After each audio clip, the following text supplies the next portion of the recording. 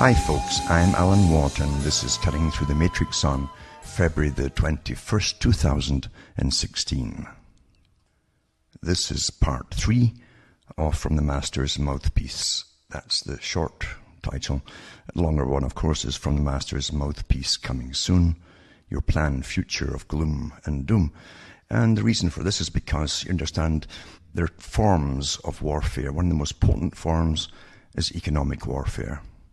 Those who control the money system internationally control the world, and every nation in the world that runs on their system.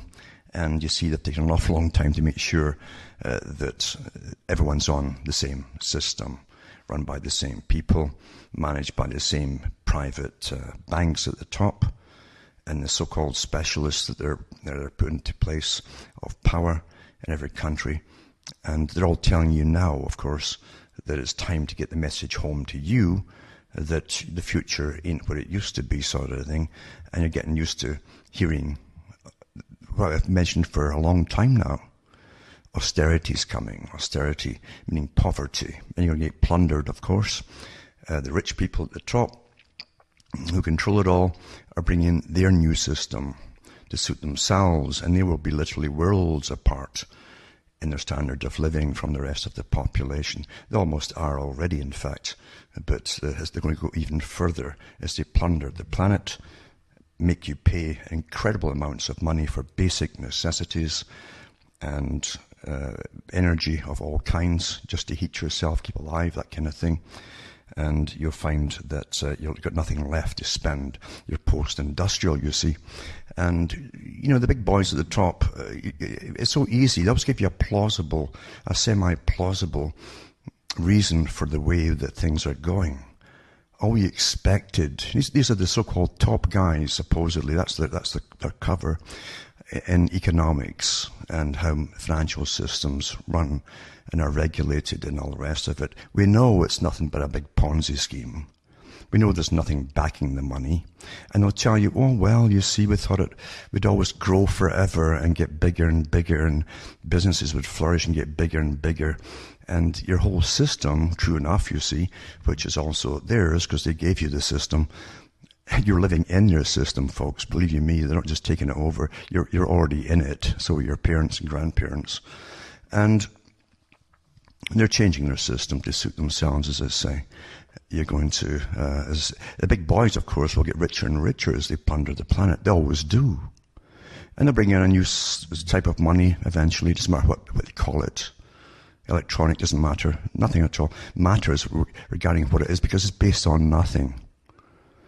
And everything's lent into existence, meaning every dollar, for instance, or pound in Britain, or euro in Europe, everything is basically a debt creation. And the debt is sold off again to the bondholders at the top. So you can't, it naturally gets devalued every year anyway, always has. That's why you could live for, on say, $10 a week back in 1920, pretty comfortably. You could live on it. And what's it worth today? So it's debt money, debt creation, and it's based on nothing, backed by nothing. And it's called the devaluation of currency. That's actual buying power is devalued. So you need more and more of the dollars to get the same darn thing. But anyway, the system's getting changed. It's been planned long before you were born to get to this stage. And it's not happening by chance, as I say. They'll have to tell you, well, we didn't see this coming when we gave free trade out to China and made them the manufacturer of the world and used your tax money under the agreements to ship the factories in your country over to China and to pay for any losses they incurred until they were all set up and making a profit. No, you know, it all sounds crazy. At the time, it was obvious what was going to happen as part of the big plan. And to get folk to accept in a plausible fashion, again, the next step of the big plan, they'd already created the institutions internationally to manage a world economy, you see. The Bank for International Settlements and the European Central Bank, for instance. and every country's got its own central banking system, generally run by the same clique. In fact, they move them around now like musical chairs. The CEOs get moved around from one country to the next one. And they all belong to the Council on Foreign Relations and often are also members of the Trilateral Commission, both created by the Rockefeller brothers for the US, and they're both part of the London institution of the Royal Institute for International Affairs that also created the Bank for International Settlements in preparation for what's coming down now. Again, I won't go back over all of that stuff because I've done so many talks on it before, and you'll find them in cuttingthroughthematrix.com archive section. You have to look at previous techniques run by the same group, especially world wars. World wars, before they even happened, were hailed as necessary by many of the propagandists that belonged to the private club, you see, comprised really of international bankers and their sons too, who were sent across the world to foment wars, according to one of the historians of the club. That was Professor Carl Quigley. And when you look at the massive devastation in human life, for instance, and you look at the massive demolition of towns and cities across Europe from World War I. Never mind the incredible costs that every country that participated in it were left with massive debts. It was claimed in one of the newspapers back in the late 90s, almost the year 2000, that Britain had just paid off its debt for World War I. And the ones who really drafted up the treaties and all the rest of it, apart from the who wanted what piece of German property and all the rest of it, you had the most important ones there, and they were, again, the international bankers and the chairman of the Federal Reserve that, just coincidentally had been created just before 1914. I think it was 1913 they brought it then in the US. And the top bankers that were lending to all the different participants got together to find out how to reparations for the costs of it all. Those who are claimed to be defeated always end up paying the cost, you see. And that led to really what happened to the build-up for World War II. Germany couldn't get out of it, the massive debts, and getting plundered too by France especially for all its coal. They used to march over into the Ruhr Valley and plunder for years after the World War I. And Germany had to either starve to death, live in utter squalor and poverty and starve to death, or fight its way out of it. So many authors at the time talked about this would bring on another world war, which it did. It was inevitable. But the thing is, too, all the countries, France and Britain and many other countries, were all borrowing heavily from, especially the US banks at that time. And the US banks were often held by international people too, who were, some of them who had just come into the country, for instance, like the Warburgs that ran the Federal Reserve.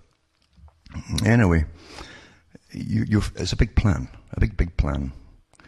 And of course, you go back even further to the bunch that lived in London, around London.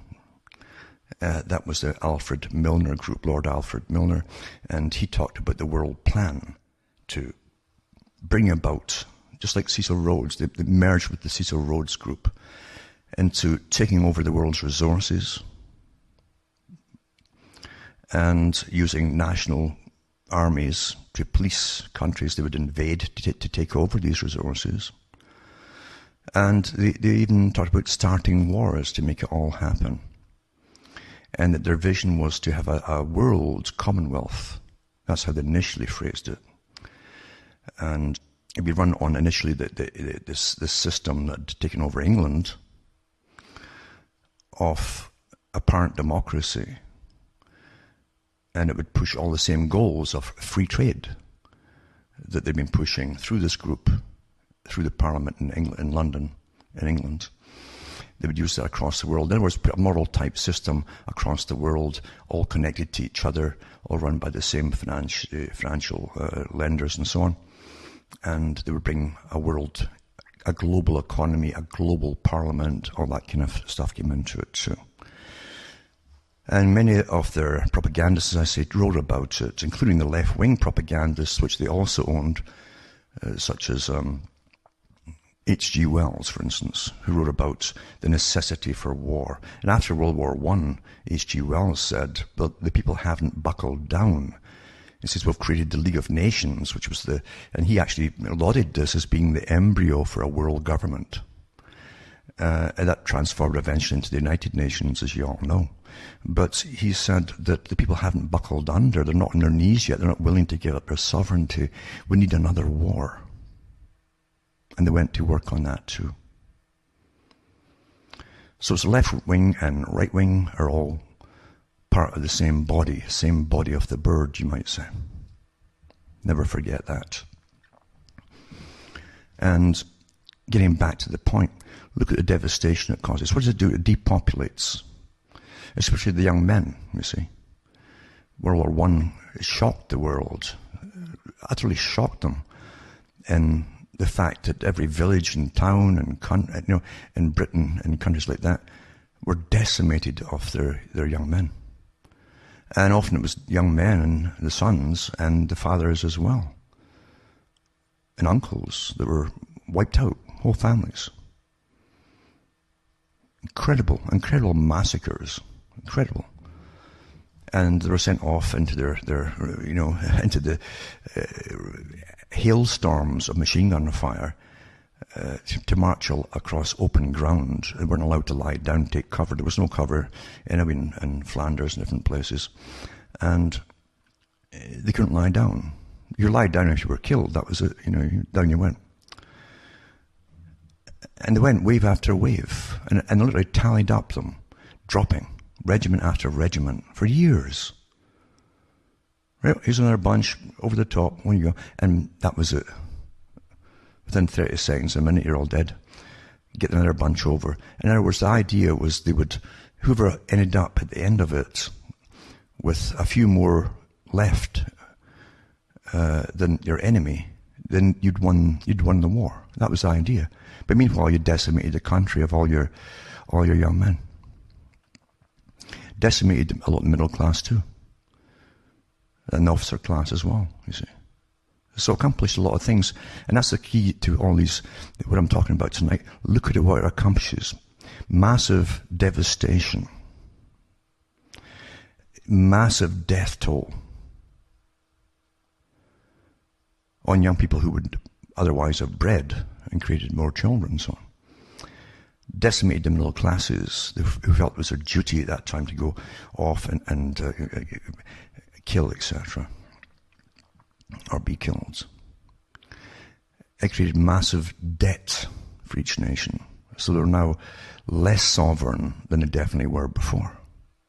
Because now the bankers rose to the top, the lenders, to manage the economies, and they brought in their fake sciences. I've often said, if you can't multiply, add, and subtract, why? Maybe then you need someone to help you. But the fact is, why is it a small clique that run the system? And why do they obscure everything with this so-called bogus science of economics, which apparently is the best they can do, and yet we get plundered a few times now every century by the bankers. It's always been that way. This is called science. Well, maybe it is if you're on the top men's side. And the public always bail them out, so now they want to bail in or steal your savings as well. That's theft. This science is called theft. And their best economists say, well, we never see it coming. It's a shock to us all. We never saw this coming. I won't even go into 2008, what happened there. We all know the story. And the greed factor, as they grabbed mortgages by the thousands, jacked up the price and then sold them off to another bank for this, and it went round and round in circles. Incredible greed Ponzi schemes. They call this science. Oh, we don't know how it happened. Nonsense. Anyway, after World War I and II, you got massive rebuilding projects. Massive. At the end of World War II, they even had a meeting, international meeting in London, and it was led by the King of England, supposedly. And they said, this is still too many people. So this newly morphed organization from the League of Nations into the United Nations had a department in it already of human population control, which is simply called population, a Department of Population, the same part. And it talked about many ways to depopulate the peoples. This is from countries that had lost the so-called creme de la creme of all their youth. Think about it. Naturally, this shocked a few thinkers that weren't still in shock from the war itself. But it shocked them. What's going on here? What is this? Is there some kind of plan? Who wants this drastic depopulation of especially the European countries? And the US as well. So you get depopulation, right? Which is another way of saying you can sterilize the men as well by different techniques. And they can't repopulate. Think about it. Massive debt. So your standard of living will never ever be the same. Not that it can be now anyway, because it's debt money. It's worth, with every dollar created from year to year, it's worth a lot less than the previous year. And you also have massive governmental control. Government agencies spring up like cancers to control during wartime, and after wartime they never let go, including their taxation systems. War also brings austerity because of governmental control again through their banking agencies. And rationing, you see. Massive rationing. War also, such as World War I and then II, after World War II, for instance in Britain and some other countries in Europe, they brought in their national health services. The reason at the time for it being there was so much poverty that an infant mortality through pretty well malnutrition, because they're rationing, massive rationing, that they'd have to bring in the National Health Service and nurses who would visit every family in postnatal care and ensure that child got its bottle of condensed orange juice and various minerals and so on every week or every 2 weeks. So you have intrusions into the home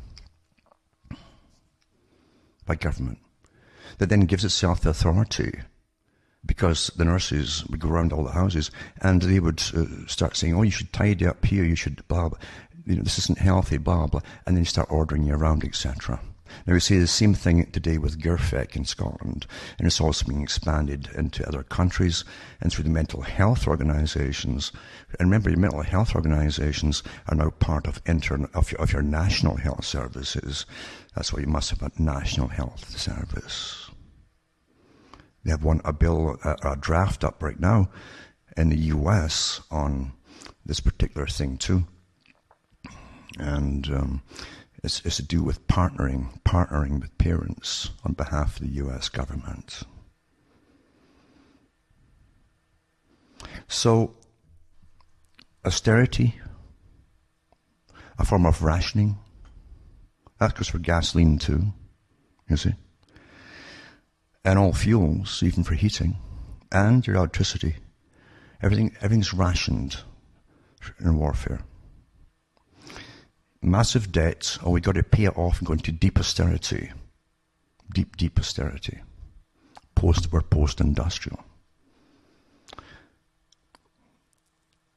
Everything that happened during wars has been happening without the physical war across Europe and the Americas. You see, all of it. But now they've introduced part of the wars with bringing in many Muslims in, flooding the European countries and so on. And they know, and they've said it too, there will be radicals amongst them.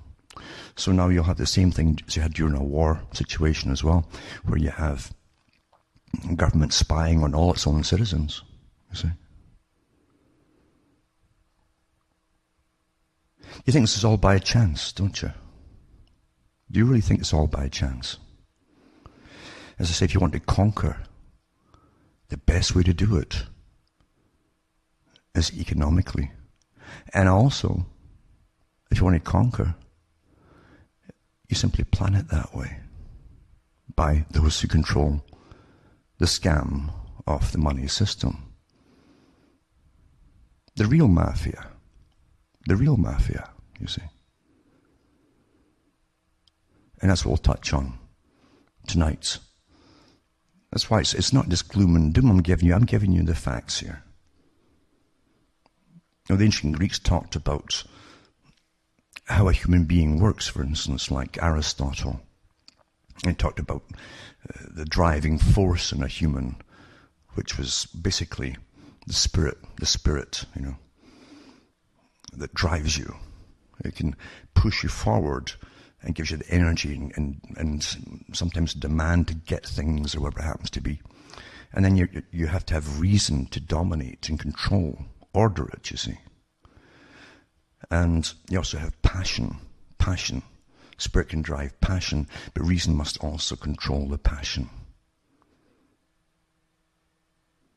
And ultimately, every human being knows, it doesn't matter who anybody happens to be, as you go through your life, I mean, you maybe regret certain things. If I'd done this or done that, or not done this or done that, whatever, you'll say to yourself, you know, if I knew then what I know now, I wouldn't have done this, or I would have done that, or I would have chosen this, or whatever it happens to be. Because your reason is more in control of your passion, basically.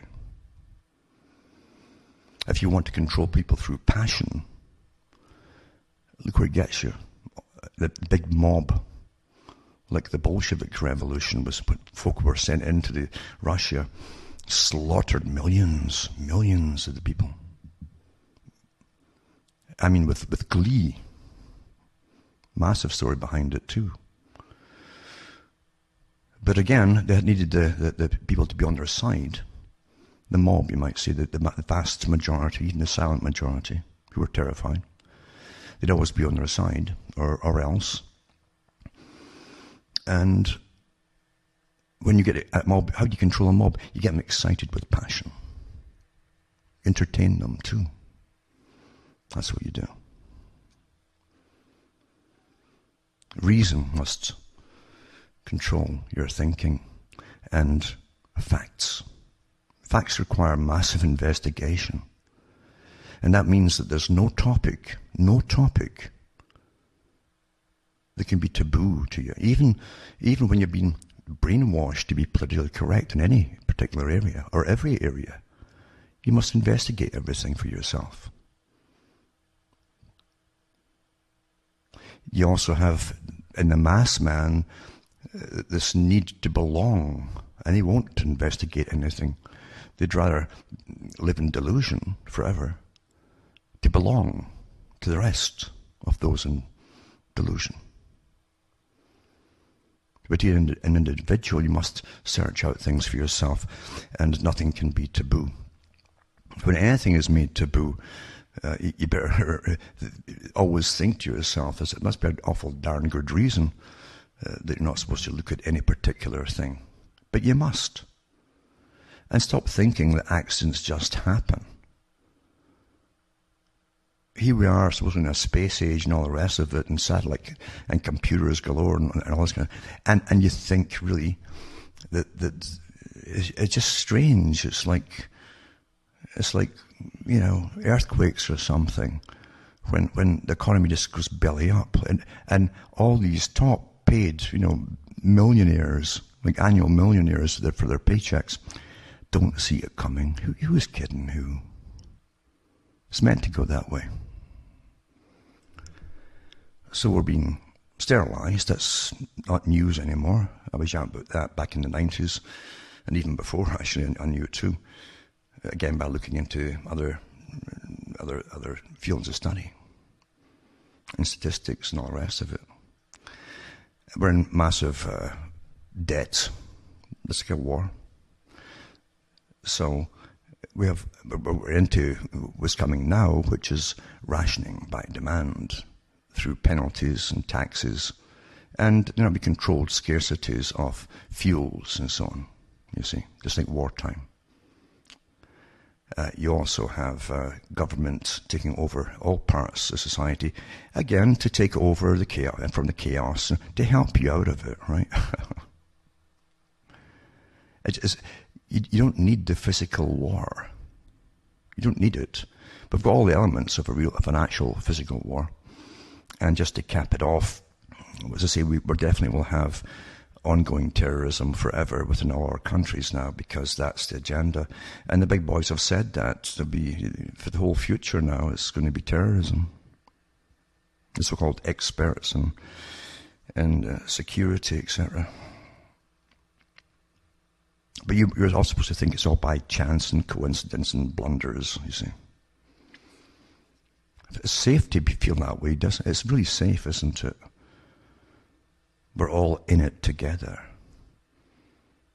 And everybody will accept you for putting it all down to coincidence. So here goes with some of the articles that tie in completely with what I'm talking about. And I'll leave you to do the thinking for yourself. I'll start off with this one here, and it's from Paul Craig Roberts. It says, the U.S. economy has not recovered and will not recover. February the 18th, 2016. It says the U.S. economy died when middle-class jobs were offshored and when the financial system was deregulated. That's absolutely true. Job offshoring benefited Wall Street, corporate executives and shareholders because lower labor and compliance costs resulted in higher profits. These profits flowed through to shareholders in the form of capital gains and to executives in the form of performance bonuses. Wall Street benefited from the bull market generated by higher profits. However, job offshoring also offshored US GDP and consumer purchasing power, despite promises of a new economy and better jobs. That's how can you imagine how they tell you such opposites when they push for it? Oh, free trade, a new economy and better jobs when all your factories are closed down. Right? The replacement jobs have been increasingly part-time, lowly paid jobs in domestic services such as retail clerks, waitresses and bartenders. And you can add in cleaners and homes and all that kind of stuff. Which is all over the place now, window washers and you name it. Service economy. The offshoring of U.S. manufacturing and professional service jobs to Asia stopped the growth of consumer demand in the U.S., decimated the middle class, and left insufficient employment for college graduates to be able to get to service their student loans. The ladders of upward mobility that had made the U.S. an opportunity society were taken down in the interest of higher short-term profits. And it wasn't just that, no, there's a plan behind it. Without growth in the consumer incomes to drive the economy, the Federal Reserve under Alan Greenspan substituted the growth in consumer debt to take the place of the missing growth in consumer income. Under the Greenspan regime, Americans' stagnant and declining incomes were augmented with the ability to spend on credit. They were throwing credit cards out. That's how they got you through a good part of the 80s, 90s. Just chucking out the credit cards for the first time. You didn't need any collateral to back you up or anything. Nothing. And it says, one source of this credit was the rise in housing prices that the Federal Reserve's low interest rate policy made possible. Consumers could refinance their now higher valued home at lower interest rates and take out the equity and spend it. The debt expansion tied heavily to housing mortgages came to a halt when the fraud perpetrated by a deregulated financial system, and it was a fraud, crashed the real estate and stock markets. The bailout of the guilty imposed further costs on the very people that the guilty had victimized. It's always that story though, isn't it? Under Fed Chairman Bernanke, the economy was kept going with quantitative easing, which is a massive increase in the money supply. Just print the money off in order to bail out the banks which were too big to fail, supposedly. Liquidity supplied by the Federal Reserve found its way into stock and bond prices and made those invested in these financial instruments richer. Corporate executives helped to boost the stock market by using the company's profits and by taking out loans in order to buy back the company's stocks, thus further expanding the debt. The few benefiting from inflated financial asset prices produced by quantitative easing and buybacks are a much smaller percentage of the population than was affected by the Greenspan consumer credit expansion. A relatively few rich people are an insufficient number to drive the economy. The Federal Reserve's zero-interest rate policy was designated to supply the balance sheets of the mega banks and denied American interest income on their savings. This policy decreased the incomes of retirees and forced the elderly to reduce their consumption and or draw down their savings more rapidly, leaving no safety net for heirs. They don't want you passing any money on even if you have it. Using the smoke and mirrors of underreported inflation and unemployment, the US government kept alive the appearance of economic recovery. Foreigners, fooled by the deception, continued to support the US dollar by holding US financial instruments. The official inflation measures were reformed during the Clinton era in order to dramatically understate inflation. The measures to do this were in two ways. One way is to discard from the weighted basket of goods that comprises the inflation index those goods whose prices rise. In their place, inferior, lower-priced goods are substituted. For example, if the price of New York strip steak rises, round steak is substituted in its place. The former official inflation index measurement are of the cost of a constant standard of living. The reformed index measures the cost of a falling standard of the living. Of our living, I guess if we are actually living, that is. The other way the reformed measures of inflation understates the cost of living is to discard price rises as quality improvements. It's true, there's all terminology and semantics. It is true that quality improvements can result in higher prices. However, it is still a price rise for the consumer as a former product is no longer available. Moreover, not all price rises are quality improvements, yet many price rises that are not can be misinterpreted as quality improvements. These two reforms resulted in no reported inflation and a halt to cost of living adjustments for Social Security recipients. The fall in Social Security real incomes also negatively impacted aggregate consumer demand. The rigged understatement of inflation deceived people into believing that the U.S. economy was in a recovery. The lower the measure of inflation, the higher is real GDP when nominal GDP is deflated by the inflation measures. By understating inflation, the U.S. government has overstated the GDP growth. Now this goes on quite, it's quite a long article. I'm going to put it up because it ties in with what I'm talking about.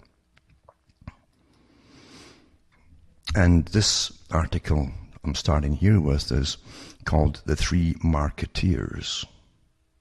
These three, another three amigos, there's many three amigos, so they'll have groups of this and groups of that, you know. But they tell you who it is. Part of the cabal, of course, that runs the money system. And it's back to 1999, and it was an article from Time magazine. talking about Alan Greenspan, who was the Fed chairman at the time, Robert Rubin, Secretary of U.S. Treasury, and Larry Summers, who was Deputy Secretary, or U.S. Secretary at the time, later Secretary of the U.S. Treasury. And it talks about them doing a conference call, basically, as a civic duty. When they're on holiday, basically, but I think it's their civic duty, they said, to try and sort the world's problems out, these awful problems. And this article talks about how the world at that time was in chaos because various countries like Thailand and countries in Asia were really going to plummet pretty well because they'd invested heavily in certain things. Of course, the stock market's totally manipulated too, of course. Of course it is. Always has been. But this gives you the sort of PR they put out on how we're being saved by the guys who are causing it all, basically running the con game of money. And this is that's Time magazine. I'll put that link up for you to follow if you want to look it up and see what the prattle was then. And it's written in a typical Time magazine novel style, of course. That's how they write these things, all flowery, yada yada, and padded to fill pages. And then this article here goes on to talk about restoring trust in banking system, economic imperative, the top group says. And that was a Globe and Mail, July 30th, 2015. An influential group of leaders in international finance says that the world's largest banks have a lot of work to do if they want to restore public trust. Years after the financial crisis redefined a number of institutions as reckless risk takers and wrongdoers. Now here's a group here. It's called the Group of 30. Now going back to the bunch that created the Milner Group and the Round Table Societies with Cecil Rhodes and so on, and became the Royal Institute for International Affairs, a private club. And American branches, Council on Foreign Relations, Trilateral, which is a specialized branch of the CFR. You find that it's all connected. It's an ongoing project. But they created groups, you see. Special groups from the round tables to manage different parts of problems in the world, all to their own agenda and their own plan, of course, of bringing a global society, global government, the type of society they wanted, and all the rest of it hasn't stopped. Well, here you have, and again, the Bank for International Settlements and so on, and here we have this article here.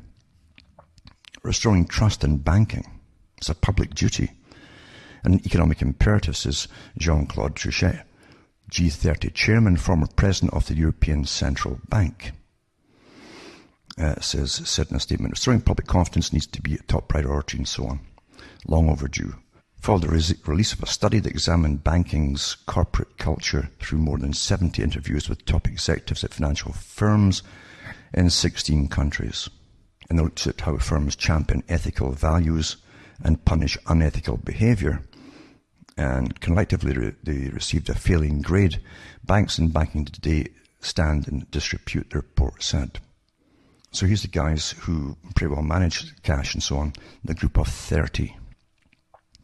Again, it's a longer article, and I'll put a link up for those that want to read it. But they do mention different names of the characters who are in the Group of 30 right now. It does say here, though, that the Group of 30 is not a regulatory body, and therefore doesn't have the power to enforce any of its recommendations to global banks. Really? So it's a private club again, you see. However, its current roster of members includes some of the most influential names in finance and economics, including former US Federal Reserve Board Chairman Paul Volcker, Bank of England Governor Mark Carney, the European Central Bank President Mario Draghi, and Bank of Japan Governor Haruhiko Kuroda. They believe that banks need to focus on the so-called building blocks of corporate culture, values, and conduct. And then I'll go into this article. This is more of a summary on them. It says here, the Group of 30, often abbreviated to G30, just like the G20 and all the rest of it. G30 is an international body of leading financiers and academics which aims to deepen understanding of economic and financial issues and to examine consequences of decisions made in public and private sectors related to these issues. Topical areas within the interest of the group include the foreign exchange market, international capital markets, international financial institutions, central banks, and the supervision of financial services and markets, and the macroeconomics such as product and labour markets. Noted for its advocacy of changes in global clearing and settlement. And as 30 members includes the heads of major private banks and central banks, as well as members from academia and so on. And current members of the group include current and former heads of the central banks of Argentina, Brazil, Britain, Canada, China, France, Germany, India, Israel, Italy, Japan, Mexico, Poland, Singapore, Spain, Switzerland, as well as 2 chairmen of the Federal Reserve Bank of New York, 2 presidents of the European Central Bank, a chairman of the Basel Committee on Banking Supervision, 2 chairmen of the Bank of International Settlements, for International Settlement, BIS. They're the real bosses, folks, because that's through all the crisis. The whole point of the BIS, Bank for International Settlements, was to eventually run the world's money system. And the 2 chief economists of the International Monetary Fund, a chief economist of the World Bank, and the former president of Mexico. It was founded in 1978 by Jeffrey Bell, an initiative of Rockefeller Foundation, naturally, which also provided initial funding for the body. Its first chairman was Johannes Witt-Dieven, the former managing director of the International Monetary Fund. G30's current chairman is Jean-Claude Trichet. His current chairman of the board of trustees is Jacob Frenkel, and Paul Volcker is chairman emeritus. This is the Bellagio Group, formed by Austrian economist Fritz Machlup, was immediate predecessor to the Group of 30.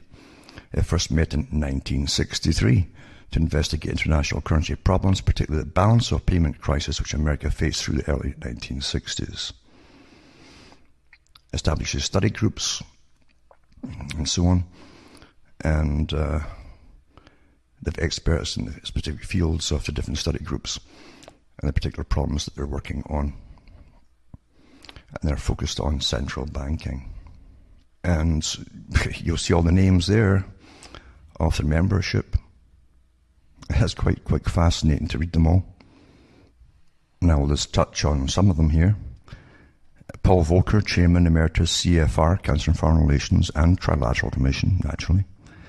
Jean-Claude Trichet, Chairman, President, ECB, European Central Bank, 2003 to 2011. Mark Carney, who was the Governor Bank of Canada, and now he's in the Bank of England, and he's also Chairman of the Financial Stability Board, you see. And Jamie Caruana, Bank for International Settlements. Mario Draghi, President, European Central Bank, former Government Bank of Italy, Goldman Sachs, former Chairman, Federal Stability Board, and I think he's also trilateral as well. Timothy Geithner, former U.S. Secretary of Treasury, former President of Federal Reserve Bank, New York. All these guys pretty well are CFR at least. And you have Lawrence Summers, CFR, Trilateral Commission, former President Harvard, former Secretary Treasury US, former Chief of Economist at World Bank. William C. Dudley, CFR, Council on Foreign Relations, President, Federal Reserve Bank, New York. Roger W. Ferguson, Jr., Council on Foreign Relations. Kenneth S. Rogoff, Council on Foreign Relations. Former members are also Alan Greenspan, Council on Foreign Relations. William Rhodes, Council on Foreign Relations. Martina Whitman, Council on Foreign Relations. Martin Fieldstein, Council on Foreign Relations and Trilateral Commission. Janet Yellen, Council on Foreign Relations, Federal Reserve, US, and many, many, many more. But I'll put the link up tonight, and you can check yourself. And I've done all the part with the CFR and Trilateral. It's my own investigations that found that out. And you can do your own if you're really interested to find out how these private organizations are running the world. And I mean running the world because at the top of every country's tree is money. The money boys, believe you me, and everything underneath it in that tree runs on money. The people are the roots, you see, and you create all real wealth, and the boys at the very top reap the harvest of all of you, and they own you and run you, because you're all in debts.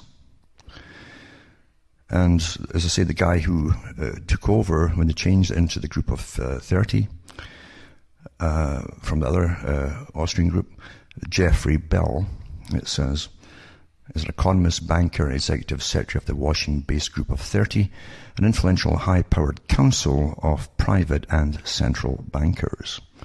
Born in Grimsby, educated London School of Economics, naturally, before working at Her Majesty's Treasury, and later returning to the London School of Economics to lecture on monetary economics in 1964.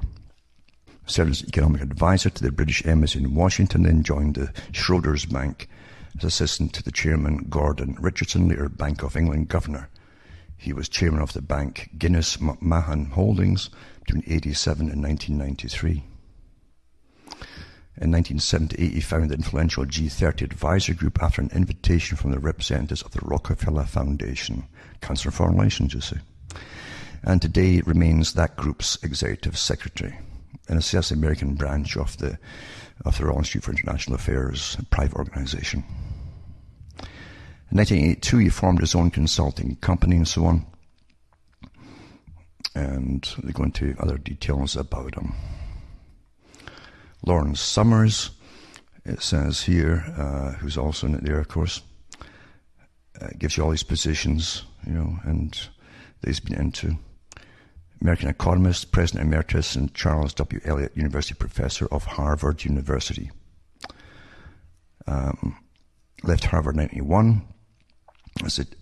Worked as the chief economist at the World Bank from 1991 to 1993. 1993, Summers was appointed Undersecretary for International Affairs of the United States Department of the Treasury under the Clinton administration. And Clinton, as you know, was a Rhodes Scholar, which is also part of the Rhodes Royal Institute of International Affairs group, because they combined the two together a long ago. He succeeded Rubin as Secretary of the Treasury. He played a leading role in the American response to the 1994 economic crisis in Mexico, the 1997 Asian financial crisis, and the Russian financial crisis. That's when they looted Russia, by the way. He was also influential in American-advised privatization of the economies of the post-Soviet states. That's when the US Treasury boys too went over and basically took all the state-owned, which meant the people's-owned stuff, pretending they put it into shares for every citizen of Russia, and handed it to the guys that became the were already the mafia of Russia. And they become the big moguls, as you well know. But I'll put this one up as well, and you can see about it too. It says, and again, so many of them have worked for Goldman Sachs, for instance, JP Morgan, Chase, Citigroup, Merrill Lynch, and Lehman Brothers, etc. And they'll advise them as well. It's quite something, really. When you put it all together. Jean-Claude Trichet, again, goes into his history here. French civil servant. I love civil servants. It's amazing how upside-down world that really exists, The servants that are civil, apparently, are the masters of all the people that pay them and get an awful lot more in their big bonuses and their salaries. And they get a lot more freedoms and privileges too than the average person gets that pays their wages, Because that's something, Anyway, he was president of the European Central Bank as well. Became a member of the board of directors of the Bank for International Settlements, you see, the big boys. All set up again by all these, I mentioned all these different banks and so on, European Central Bank, Bank for International Settlements, the IMF and so on. These were all set up by the private organization, Royal Institute for International Affairs. And it gives you where he served and where he studied and all the rest of it in administration. And he became a member of the Washington-based financial advisory body, the Group of 30, in 1987. Appointed governor of the Bank of France, November 2003, and replaced Wim Duesenberg as the president of the European Central Bank.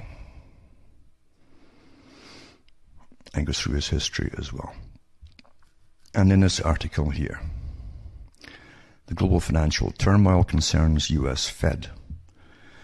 Financial market conditions, slowdown of global economies are a major concern, yada yada yada. The Federal Reserve is concerned about a slowdown in the global economy and turmoil in financial markets around the world, according to minutes of the organization's latest meetings released Wednesday. And so the Federal Reserve is concerned about the slowdown. Global financial market conditions deteriorated sharply in January as recent developments in Chinese financial markets and the further decrease in crude oil prices appeared to increase concerns about global economic growth. The Fed increased its benchmark interest rate for the first time in almost a decade last December, and the market expected the central bank to have 3 or 4 more rate hikes this year. However, not only did the Fed rates keep the rates unchanged in its January meeting, revealed the central bank has increased monitoring of the global economy and financial stability of foreign countries for its next rate hike decision. Now, as I'm sure a lot of you have heard and know already, they've been talking about negative interest rates, where basically, since banks always use the money you deposit in them to lend out to borrowers, then they'll actually devalue your currency in the bank, and you get no returns at all. In fact, you'll pay to have it in the bank. It's only one's benefit, of course, of the bank still giving out loans. And of course, as you all know too, it's not just dollar for dollar they loan out, what they've got in the bank. They'll have to do, say $11 or something, it's some ridiculous sum, same in Canada and elsewhere. For every dollar that's deposited, they can lend about 11 or more than whatever it happens to be. So we live in a complete farce of what's called the science, run by the real mafia, you might say, who are all connected at the top. Not your local banks or anything, but at the top they're all connected completely. They've all done their apprenticeships at the right universities where they're handpicked when they're going through. I'm sure a lot of them are actually picked from their families before they even get to university. And they're trained for their positions, basically. They all know each other. They are great into the top positions. They all either work for Goldman Sachs or one of the big boys, and then they get jumped into the IMF or else, preferably the World BIS, Bank for International Settlements, and they go up the ladder and up the ladder, you see. And they all are supposedly the best in their fields,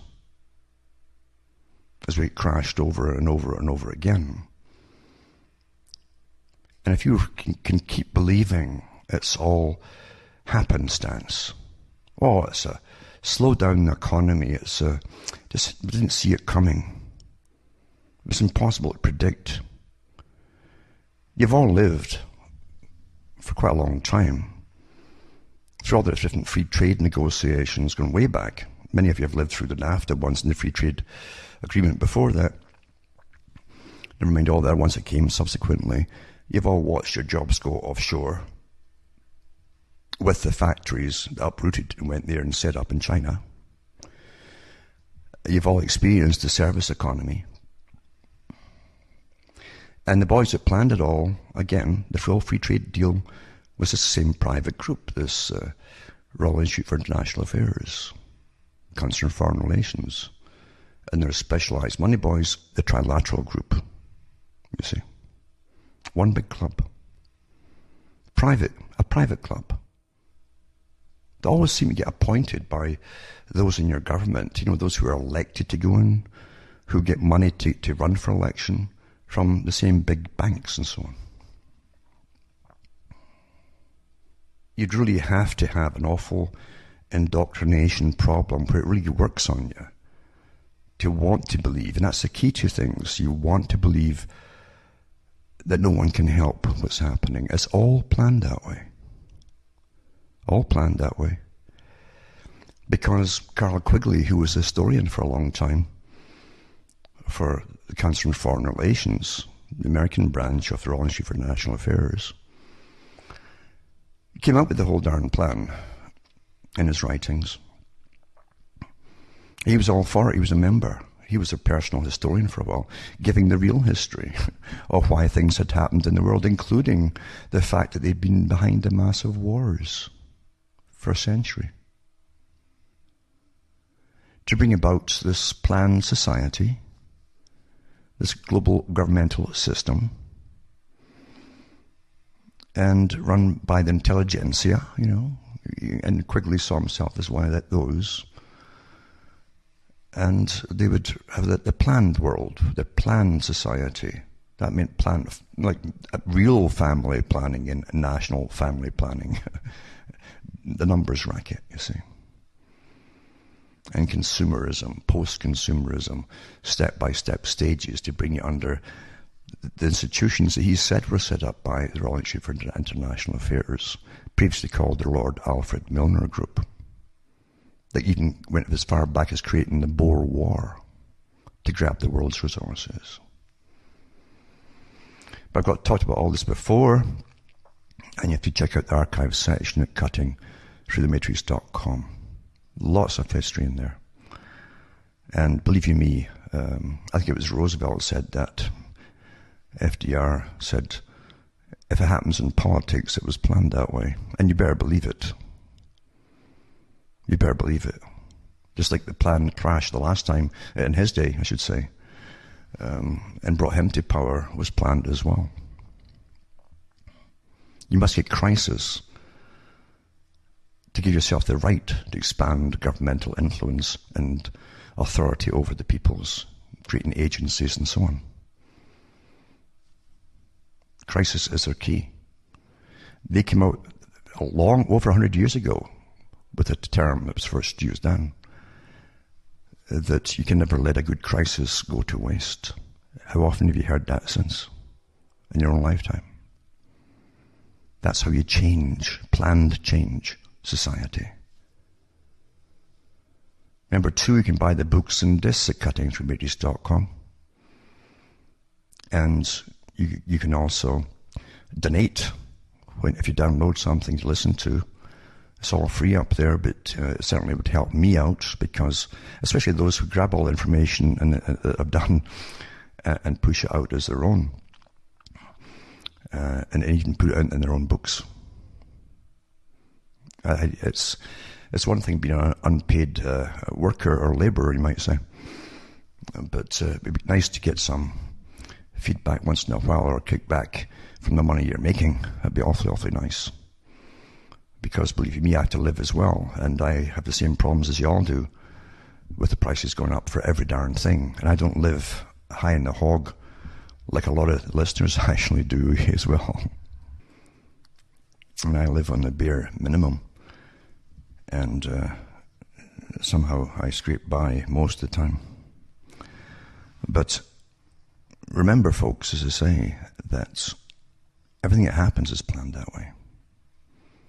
You don't give all your jobs in factories and tell the corporations, we'll pay you by the tax money, with using tax money, we'll pay you to go over to China and set up there. The same group that created the BIS and all the rest of it, this private group, also wrote up the drafts for all the free trade bills that's been signed. That was always their intention. This thing they call free trade, which is not free trade at all, as you well know. It's selected trade for their own international corporations. So it was all planned that way. And they foresaw naturally the effects it would have over time as the service economy that was meant to substitute for a little while eventually failed. Welcome to the failure. Planned that way by the experts who get what they want on behalf of their masters of the big club. That's the way it really is, folks. So from Hamish and myself from Ontario, Canada, it's good night, and may your God or your gods go with you.